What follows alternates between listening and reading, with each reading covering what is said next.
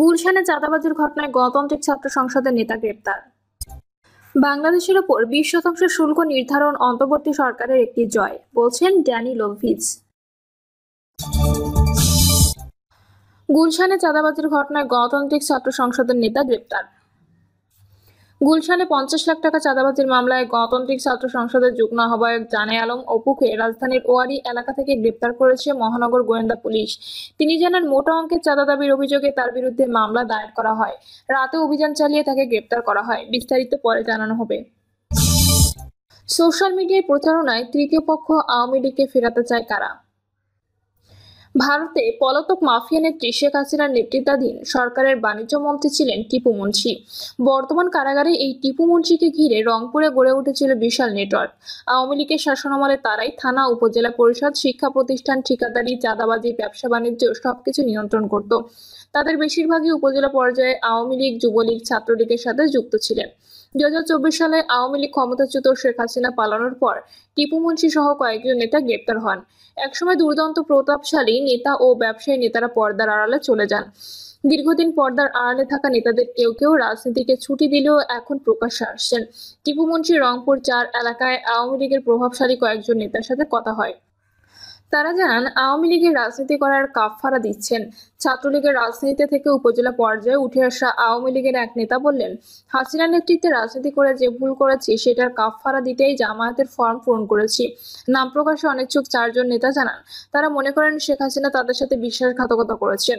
দলের নেতাকর্মীদের বিপদে ফেলে রেখে তিনি নিজ পরিবারের সদস্যদের নিয়ে নিরাপত্তা নিশ্চিত করে ভারতে পালিয়ে গেছেন। ভারতে পালিয়ে থেকে এখন হুঙ্কার দিচ্ছেন, নেতাদের রাজপথে নামার নির্দেশনা দিচ্ছেন। সোশ্যাল মিডিয়ায় প্রচার করা হচ্ছে সারা দেশে আওয়ামী লীগ নেতাকর্মীরা 5ই আগস্ট রাজপথে নামবে। বাস্তবতা হচ্ছে আওয়ামী লীগের পক্ষে রাস্তায় মিছিল নিয়ে নামবে এমন পরিস্থিতি নেই। যারা আওয়ামী লীগ করতেন তাদের অনেকেই বিএনপিতে যাচ্ছেন, কেউ কেউ নিরাপত্তা পালন করছেন, অনেকেই ঘর থেকে বের হচ্ছেন না। তবে বেশিরভাগ নেতাই এলাকা ছেড়ে ঢাকায় আত্মগোপন করে রয়েছেন। জামায়াত থেকে যারা আওয়ামী লীগে যোগদান করছিলেন এমন নেতারা জামায়াতে ফিরে গিয়ে পদ পদবি বাগিয়ে নিয়েছেন। সোশ্যাল মিডিয়ায় প্রচারণায় কোনো নেতাই হাসিনার নির্দেশনা মানবে না। রংপুরে 20 থেকে 30 বছর ধরে সাংবাদিকতা করেন এমন কয়েকজন গণমাধ্যম কর্মী জানান, উত্তরাঞ্চলের উপজেলা, জেলা পর্যায়ে দূরের কথা বিভাগীয় শহরে আওয়ামী লীগের ব্যানারে মিছিল করবে এমন 10 জন নেতাকর্মী খুঁজে পাওয়া যাবে না। বরং ছাত্র জনতার অভ্যুত্থানে 1400 ছাত্র জনতার মৃত্যুর পরও শেখ হাসিনা নিজের ভুল স্বীকার করে অনুশোচনা না করায় তারা বিক্ষুব্ধ। দুজন সাংবাদিক জানালেন, আওয়ামী লীগ সরকার পতনের পর ব্যবসায়ী নেতাদের বেশিরভাগই জার্সি বদল করেছেন। কেউ কেউ বিএনপি থেকে ফিরে যাওয়ার চেষ্টা করছেন। আবার যারা বিদেশে পালিয়ে গেছেন তারাও অবর্ণনীয় দুর্দশায় রয়েছেন। এমন বার্তা দিয়ে আত্মস্বজনদের মাধ্যমে বিএনপিতে যোগদানের চেষ্টা করছেন। রংপুরের মতোই সারা দেশে প্রায় আওয়ামী লীগের রাজনীতির অভিন্ন চিত্র। গোপালগঞ্জ, মাদারীপুর, শরীয়তপুর জেলা সহ দক্ষিণ পশ্চিমাঞ্চলের কিছু এলাকায় আওয়ামী লীগ নেতাকর্মীদের কেউ কেউ প্রকাশ্যে থাকলেও অন্যান্য জেলায় দলটির সাংগঠনিক মেরুদণ্ড ভেঙে গেছে। কিছু ইউটিউবার, ব্লগার, কন্টেন্ট ক্রিয়েটর, গণমাধ্যম কর্মী, নিষিদ্ধ ছাত্রলীগ নেতা সোশ্যাল মিডিয়ায় আওয়ামী লীগ আসছে প্রচারণায় ঝড় তুললেও বাস্তব চিত্র একেবারে ভিন্ন। সোশ্যাল মিডিয়ায় প্রচার করা হচ্ছে বিদেশে পালিয়ে থাকা সাবেক মন্ত্রী, এমপি ও আওয়ামী লীগের প্রভাবশালী নেতারা সেখানে থেকে জেলায় জেলায় আওয়ামী লীগের ব্রিগেড গঠন করেছেন। তাদের ট্রেনিং দেওয়া হচ্ছে। 5ই আগস্ট ঢাকা ঘেরাওয়ের লক্ষ্যে মাঠ পর্যায়ে নেতাকর্মীদের প্রস্তুত করা হচ্ছে। এসবই প্রচারণা। বাস্তবে হাসিনা পালানোর পর আওয়ামী লীগের যেসব নেতা বিদেশে যারা পালিয়ে গেছেন সেখানেও তারা ভালো নেই। বিশেষ করে মোদী সরকার দিল্লিতে শেখ হাসিনাকে ভালোভাবে রাখলেও আওয়ামী লীগের অন্য নেতারা সেখানে স্বাভাবিকভাবে চলাফেরা করতে পারছেন না। কয়েকদিন আগে দিল্লিতে আওয়ামী লীগের সংবাদ সম্মেলন ঘোষণা দেওয়া হয়েছিল, কিন্তু চাপের মুখে বিজেপি সরকার সে সংবাদ সম্মেলন করতে দেয়নি।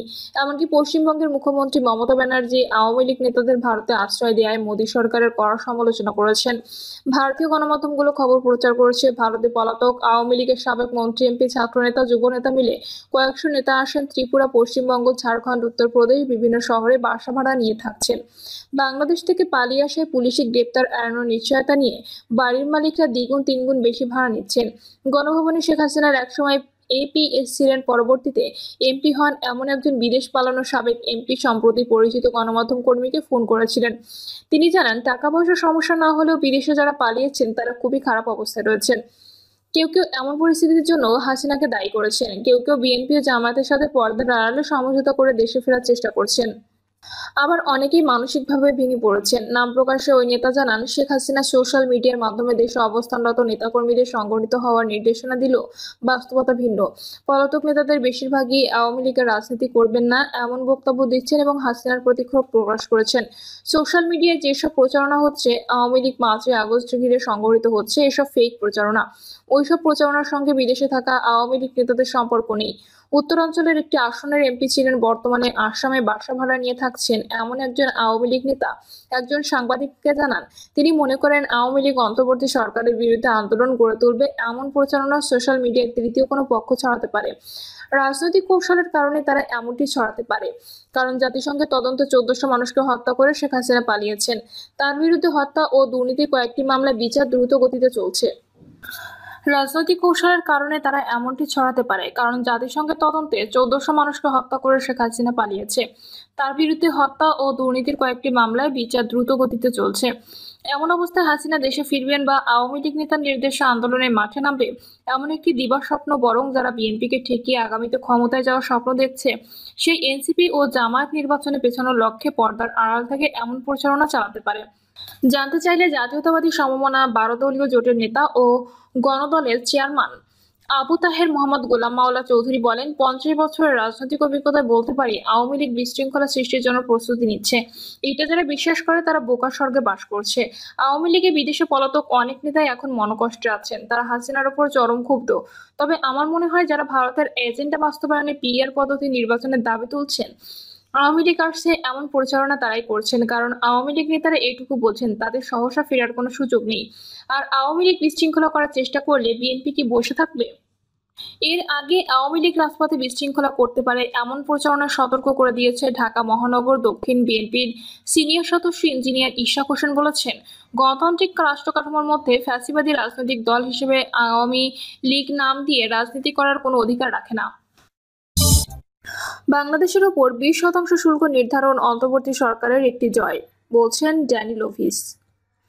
বাংলাদেশের উপর যুক্তরাষ্ট্রের 20% শুল্ক হার নির্ধারণের ঘোষণা অন্তর্বর্তী সরকারের আলোচনায় পদ্ধতির একটি জয়, এ মন্তব্য করেছেন বাংলাদেশে যুক্তরাষ্ট্রের সাবেক উপরাষ্ট্রদূত জন এফ ড্যানি লোভিস।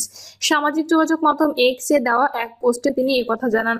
শুল্ক নিয়ে হোয়াইট হাউসের ঘোষণার পর বাংলাদেশ সময় শুক্রবার ভোরে ওই পোস্টে তিনি লেখেন, শুল্ক কমিয়ে চুক্তিটি চূড়ান্ত করতে ওয়াশিংটনে যুক্তরাষ্ট্রের বাণিজ্য প্রতিনিধিদের সঙ্গে গত 4 মাস ধরে আলোচনার মধ্যে এর প্রধান আলোচক ডক্টর খলিলুর রহমান বিভিন্ন দিক থেকে নানা আক্রমণের মুখোমুখি হয়েছেন।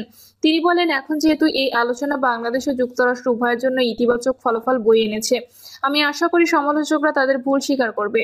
জন অফ ড্যানিলোভ লেখক, জুলাই সনদের অগ্রগতি, নির্বাচনের তারিখ ঘোষণা এবং শুল্কের বিষয়ে ইতিবাচক খবরের সঙ্গে যারা বাংলাদেশের স্বার্থকে গুরুত্ব দেন তাদের জন্য এটি একটি ভালো সপ্তাহ।